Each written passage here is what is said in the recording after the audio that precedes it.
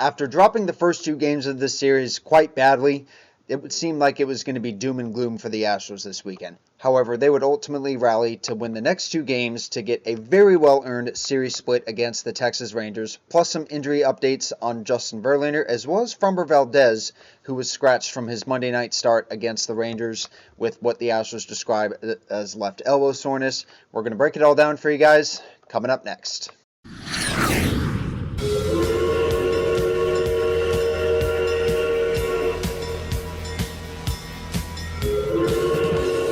Oh my gosh, dude. What a weekend series in Arlington, dude. I mean, I really wish it could have been a series win, but I mean, I guess a series split could have been the best I could have hoped for after the first two games. But anyway, so let's break down the series. First off, I was in Arlington for the first two games, as you guys probably might recall from my last video that I posted. But I mean, honestly, dude, I drove over 250 miles to see two baseball games, only to see my team get slapped in the face twice. But outside of that, I had a blast this weekend, and I mean, I will definitely be going back there at some point because I can definitely understand why a lot of Astros fans, like myself, for instance, tend to make the drive up to Arlington whenever the Astros go there to play the Rangers. So, I mean, I will definitely be doing that again at some point. Probably not this year, just because, you know, the next time they go there is going to be in August. But getting into the series itself, we're going to start here with Game 1, which started off quite badly for the Astros and Hunter Brown, who got the start in this game. Hunter Brown seemed like he was going to be good for the first inning or so. He did load the bases in the very first inning, but he didn't allow any runs to score. And, I mean, ultimately, I thought maybe that was going to be a good sign of what's to come for the Astros, maybe a bad sign. But, unfortunately, it was the latter because the Rangers eventually did get to him in the second inning where they tagged him for 5 runs, capped off by a 3-run bomb by Astros nemesis Adolis Garcia, which, I mean, honestly, dude, like, he has been a thorn in our side his entire career, even during the Rangers tanking days. Like, he's, like, owned us over the years. Even last year in the ALCS where he won the series MVP. But over the course of the night, the Rangers would end up scoring a run apiece in the fourth and fifth innings, 3 more in the sixth, and at that point, after they had scored those 3 runs in the sixth inning, I went ahead and left the game because I just couldn't take it anymore. Jake Myers would homer in the 8th inning to snap the shutout, but that was all the offense that the Astros could muster this game. So yeah, it wasn't very good. But getting into Game 2, it seemed like it was going to be.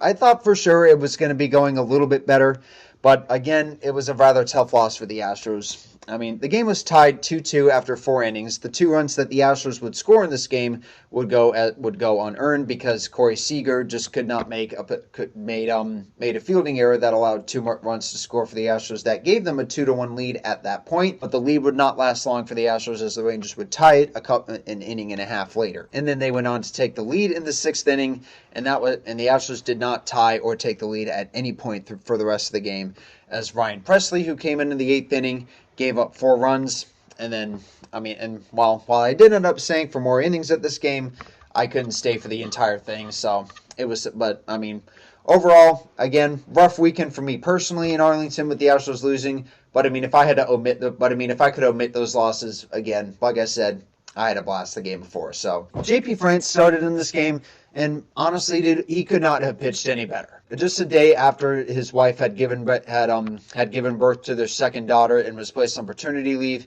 he was able to get the start in this game.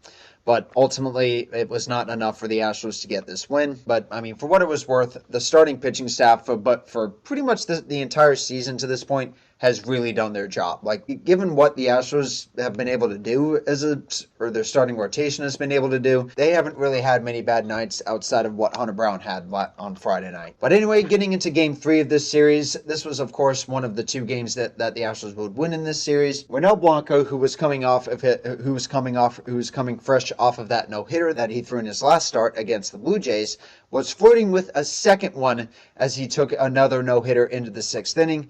But unfortunately, again, the Astros nemesis Adolis Garcia had snapped that with a single that was just out of the reach of Altuve's glove. However, even if Altuve did make that play, he was probably at 70 or 80 pitches entering the inning at that point or something like that, because he had allowed a couple of walks before that. So again, even if he didn't give up that single, there was no way he was going to be finishing this game anyway. But again, for what it was worth, he did another stellar job, and it was enough for the Astros to right the ship. Offensively, the Astros were led by Yordan Alvarez hitting a 3-run bomb in the third inning. Well, that was all the offense that the Astros provided this game, and also, thankfully, that was all the offense that they needed to win this game, despite Josh Hader, who came in trying to get his first save of the season, and also the first save in an Astros uniform, had ended up snapping the shutout in the ninth inning, but the Astros were able to turn a double play on defense to eventually seal the deal for this game. Last but certainly not least, the series finale,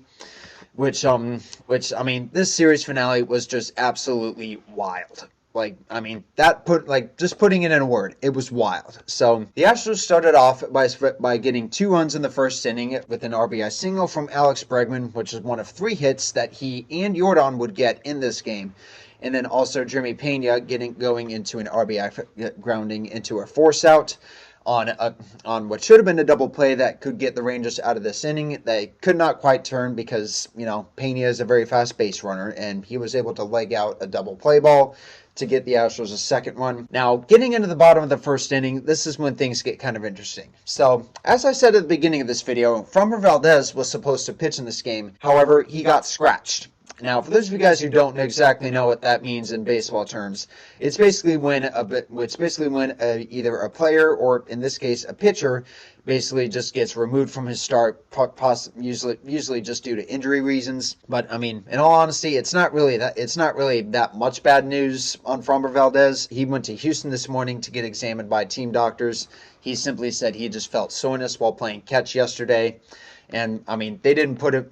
And Joe Espada had also said that he is likely to not go on the IL despite this, which is also good news, that probably means it's not very serious.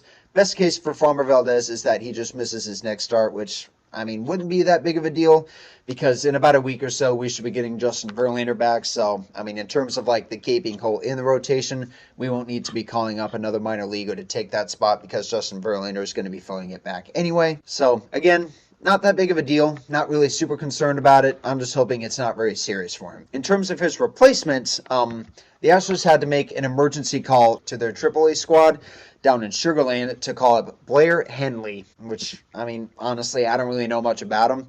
He went to the University of Texas in Austin. I'm not sure who originally drafted him. But he is actually a DFW native, which is kind of cool. He actually grew up in Fort Worth, and even his family was in attendance in this game, which was kind of cool. Now, unfortunately for Henley, it didn't really go very well, as he ended up giving up 5 runs in his major league debut outing while only recording 1 out. Now, first off, I didn't actually watch a single bit of this game. I pulled a double shift this evening, so I'm just catching up on highlights here on Twitter and reading them out to you guys. But at that point, I thought, oh gosh, okay, so are we going to have a series loss to the Rangers due to Framber Valdez being injured? Well, unbeknownst to me, the bullpen really did their job. They logged the remaining 8 2/3 innings in this game to lead the Astros. Seth Martinez was the very first guy to come out of the bullpen in this game, and he ended up logging 3 full innings of work, and he ended up getting the remaining 2 outs in the first inning while being milked for another 3 innings. And crazy enough, those 5 runs that the Rangers scored off of Henley were actually the only 5 runs that they would score for the entire game, which, if you ask me, that's just insane. As I've said in a couple of previous videos, the bullpen is a very serious issue for the Astros. Not just the elite guys that in the back end of the bullpen, which is supposed to be one of the strongest there is in baseball, but also particularly the middle relief guys. They're youngsters and they're going to make mistakes. But, all in all, the Astros bullpen has honestly mightily struggled this season. But shockingly, that was not the case tonight. They logged 8 2/3 scoreless innings. And that kept the Rangers right where they were and also kept the game within reach for the Astros. And if this is really not my proof to you guys that pitching is what wins games, then I don't know what is. Anyway, so Seth Martinez, he was credited with the win in this game. He ended up logging 3 2/3 innings while getting 2 strikeouts. And, for the most part, got a pretty easy one. Andrew Heaney for the Rangers didn't do much good either. He only logged 3 2/3 innings. But getting into what the Astros had done offensively, there was actually quite a bit to be had here. So Yordan Alvarez had 3 hits in this game. Alex Bregman also had 3 hits in this game.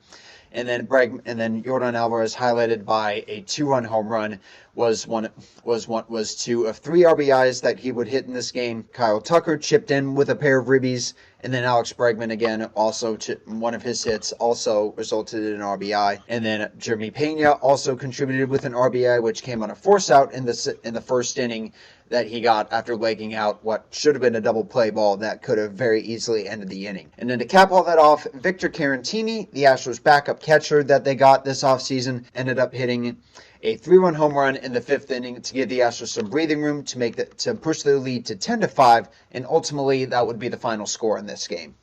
So, again, very, very wild game. And, I mean, I'm kind of a bit sad that I missed it. I haven't even watched highlights of this game yet because as when I'm recording this, they haven't even shared them on YouTube as of yet. But, anyway, guys, that's going to do it for this video. Next up for the Astros, hopefully it should be a cakewalk, but I don't expect it to be. They will be concluding this 2-city road trip against the Royals in Kansas City. It should be a pretty good series to watch. I expect the Royals to be picking it up this year. So, again, we'll see how this series breaks out. But anyway, guys, that's going to do it for this video. I hope you guys enjoyed, and I will see you guys in the next one. Go Stros.